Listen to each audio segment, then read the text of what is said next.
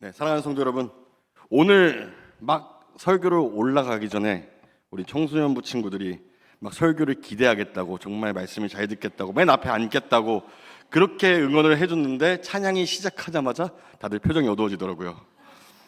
청소년 친구들이 이 찬양을 몰라서 그런 건지 그것 때문에 긴장했던 마음이 많이 녹았는데요. 한번 부담감 덜 하게 해서 같이 말씀을 나눠보도록 하겠습니다. 성도 여러분, 오늘 읽으신 말씀처럼 저희는요, 혹시 성도님들은 최근에 어떠한 선택들을 하고 계셨습니까? 우리는요, 하루에도 수없이 많은 선택을 하면서 살아가고 있습니다. 아주 작은 선택도 있었고 인생을 흔드는 큰 선택도 있었을 것입니다.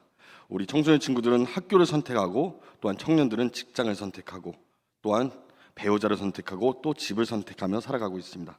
그런데 성경은 우리에게 그 어떤 선택보다 더 본질적이고 중요한 갈림길이 있다고 말하고 있습니다.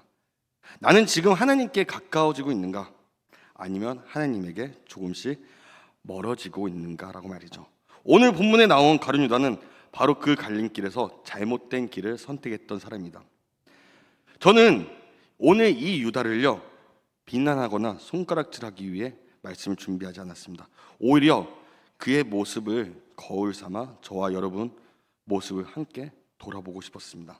왜냐하면 우리 역시 매일 삶 속에서 유다와 똑같은 갈림길 앞에 설 수 있기 때문입니다. 그렇다면 유다는 어떻게 해서 그 비극적인 선택의 길로 들어서게 되었을까요? 많은 사람들이 유다를 생각할 때는 단순히 예수님을 팔아넘긴 사람, 비열한 배신자로만 기억을 하기도 합니다. 하지만 유다는 처음부터 그러한 사람이 아니었습니다. 그 역시 예수님이 직접적인 택함을 받은 12제자 중에 한 사람이었습니다. 예수님과 함께 먹고 함께 걸었으며 함께 하나님 나라를 사역했던 사람입니다. 수많은 기적과 현장을 가장 가까이서 눈으로 보았던 사람이었습니다. 그런데 도대체 무엇이 그토록 가까웠던 주님을 떠나게 만들었을까요? 성경은 그 이유가 어느 날 갑자기 일어난 사건이 아니라고 말하고 있습니다. 이미 그의 마음 깊은 곳에는 하나님보다 돈을 사랑하는 마음이 아주 조금씩 자리 잡고 있었습니다. 요한복음 12장 4절에서 6절의 말씀을 보시게 되면요, 제자 중 하나로서 예수를 잡아줄 가룟 유다가 말하되 이 향유를 어찌하여 300데나리온에 팔아 가난한 자들에게 주지 아니하였느냐 하니, 이렇게 말하면 가난한 자들을 생각함이 아니오 그는 도둑이라 동계를 맞고 거기 넣은 것을 훔쳐 가미러라. 아멘.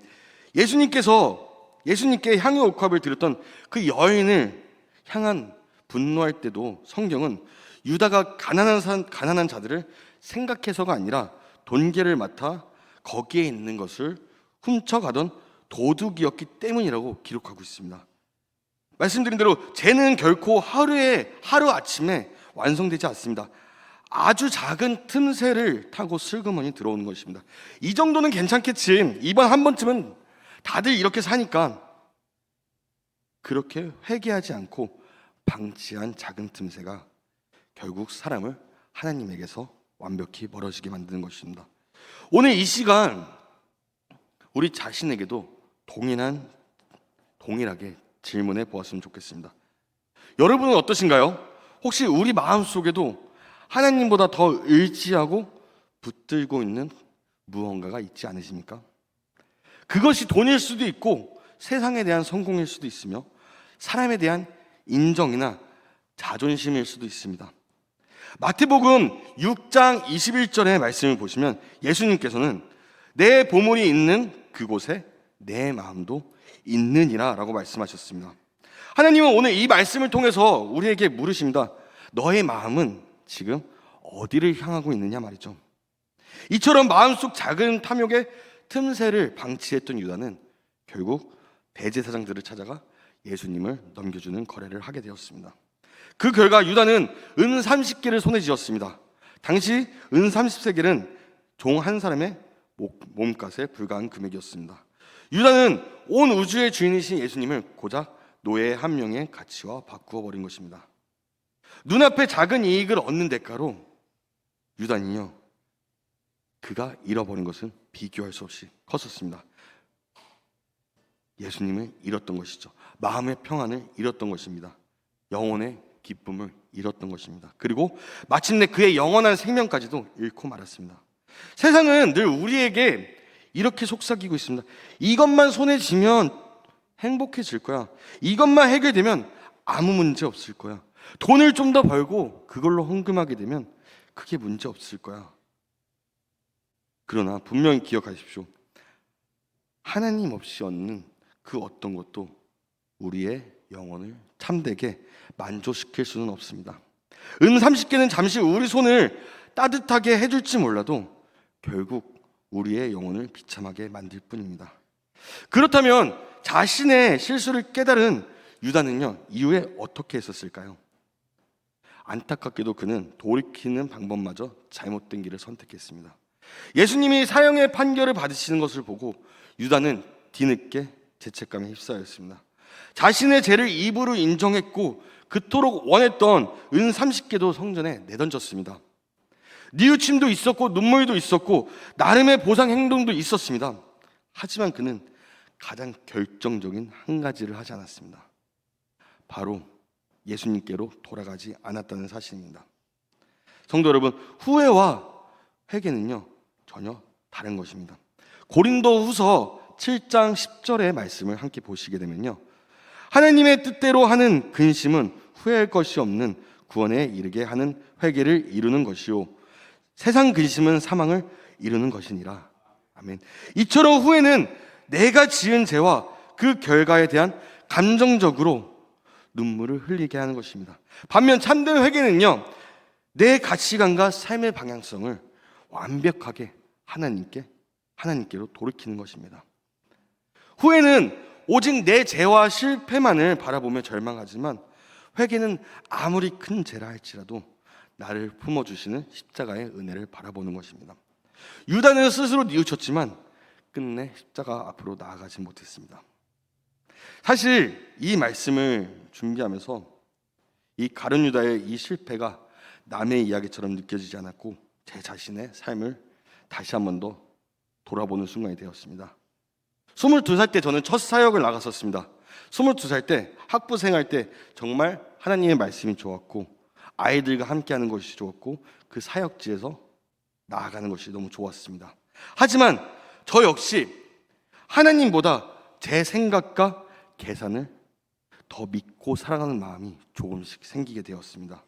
겉으로는 신앙생활을 하고 있었지만 사역을 하고 있었지만 말씀을 전하고 있었지만 마음 깊은 곳에서는 하나님보다 제 계획과 세상적인 방법들이 더 굳게 붙들고 있었습니다.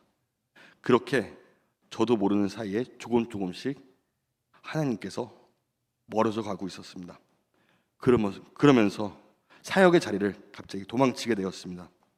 말씀이 들어오지 않았고요.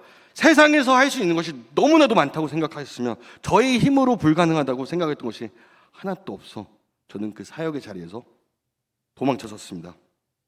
하지만 하나님을 떠나고 제 힘으로 살아보려 했던 그 시간들이 결코 편안하진 않았습니다. 삶에 감당하기 힘든 파도가 연속해서 몰아쳤습니다. 25이라는 나이에 보이스피싱을 나가고 31살이라는 나이에 보이스피싱을 나가고 경제적으로는 큰 어려움을 당하고 33살에 가게를 장사했던 보증금마저 아직도 돌려받지 못한 상태입니다. 거기다가 설상가상으로 건강에 대한 몸에 대한 악화까지도 계속 간직한 채 있습니다. 그 고난의 터널을 속에서 저는 하나님께 울부짖으며 물었습니다. 하나님, 왜 저에게는 이러한 일이 계속 일어나는 겁니까? 왜 제 삶은 자꾸만 더 꼬이고 어려워만지는 겁니까? 그런데 세월이 지나 돌아보니 하나님은 저를 버리신 게 아니었습니다. 제 삶을 망가뜨리려고 하신 게 아니라 세상으로 향하던 저를 다시 하나님께로 돌이키게 하시려고 하셨던 것입니다. 요한계시록 3장 19절의 말씀처럼 물은 내가 사랑하는 자를 책망하여 징계하노니 그러므로 내가 열심을 내라 회개하라. 아멘. 저를 강하게 붙들고 계셨던 것입니다. 아직까지도 보증금이 해결되지 않았고 아직까지도 건강이 완쾌되지도 않았던 상황입니다. 제 삶의 모든 문제가 한순간에 짠 하고 끝난 것이 아닙니다. 하지만 제 안에서 한 가지는 완전히 달라졌습니다. 예전에는 어떻게든 내 힘으로 이 문제들을 해결하려고 했던 것이 먼저였다면 이제는 하나님 앞에 엎드리는 것이 우선이 되었습니다. 돌아보면 하나님은 제 인생을 망하게 하신 것이 아니라 제 영혼을 다시 살리기 위해 고난이라는 이름으로 저를 부르고 계셨던 것입니다. 그래서 저는 오늘 이 말씀을 준비하면서 가룟 유다를 손가락질하기보다는 나는 지금 고난 앞에서 주님께로 돌아가고 있는가 하는 질문을 제 자신에게 먼저 던지게 되었습니다. 성경을 보면요, 유다처럼 이렇게 무참히 실패했던 또 한 사람의 제자가 나옵니다. 모두 아시다시피 바로 베드로입니다. 베드로 역시 예수님을 3번을 모른다 부인했었고 심지어 저주까지 했습니다. 인간적인 기준에서 본다면 베드로의 배신이나 유다의 배신이나 다를 바가 없었습니다. 하지만 두 사람의 결말은 완전히 갈라졌습니다. 두 사람의 차이는 누가 더 큰 죄를 지었느냐에 있지 않았습니다. 차이는 바로 넘어진 이후에 누구에게로 돌아갔느냐입니다. 베드로는 비록 주님을 3번을 부인했지만 닭 울음소리에 주님의 말씀을 기억하고 밖에 나가 통곡하며 주님께 돌아왔습니다. 반면 유다는 주님이 아닌 대제사장을 찾아갔었고 결국 자기 자신과 절망에게로 가버렸던 것입니다. 베드로는 십자가의 은혜를 붙잡았던 것이고요, 유다는 자기의 죄의 무게만 붙잡다가 스스로 무너진 것입니다. 오늘도 하나님은 마음의 무거운 짐을 지고 갈림길에 서 있는 저와 여러분들을 향해 동일하게 말씀하고 계십니다. 저희가 많이 알고 계시는 말씀 구절입니다. 마태복음 11장 28절 말씀을 다 함께 봉독하시도록 하겠습니다. 시작. 수고하고 무거운 짐진 자들아 다 내게로 오라. 내가 너희를 쉬게 하리라. 아멘.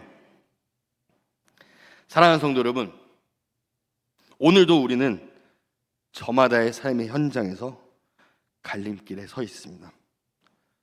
눈 앞에 있는 은 30개를 혹시 붙잡으시겠습니까? 아니면 나를 위해 피 흘리신 십자가를 붙드시겠습니까? 자책과 후회 속에 머물러 계시겠습니까? 아니면 나를 기다리시는 주님께로 담대히 돌아가시겠습니까? 저는 제 삶의 비바람을 통해 한 가지 분명한 고백을 할 수가 있습니다. 하나님을 떠나서는 세상 그 어디에서도 참된 평안은 없다는 것입니다. 하지만 비록 아직 문제가 남아있을지라도 하나님께로 돌아왔을 때 제 마음에는 이전에 알지 못했던 참된 평안과 소망이 찾아왔다는 것입니다. 그래서 오늘 우리 성도님들께도 동일한 사랑의 초청을 더욱더 드리고 싶습니다. 혹시 지금 하나님에게서 조금 멀어지고 계십니까? 혹시 마음 한구석에 세상의 은 30개 내려놓지 못한 그 불편한 마음을 가지고 계십니까? 오늘 다시 십자가 앞으로 나오시기 바랍니다. 하나님은 우리를 정죄하고 혼내기 위해 기다리시는 분이 아니라 돌아온 탕자를 멀리서 보고 달려와 안아주시는 참 좋은 아버지이심을 기억하시기 바랍니다. 우리의 실패보다 하나님의 은혜가 더욱더 크다는 것입니다. 우리의 죄와 고난보다 십자가의 사랑이 훨씬 더 강하다는 것입니다. 그러므로 오늘도 그 십자가를 꼭 붙드시고 주님의 품으로 기쁨으로 돌아가는 저와 여러분의 복된 삶이 되기를 주님의 이름으로 간절히 축복하겠습니다.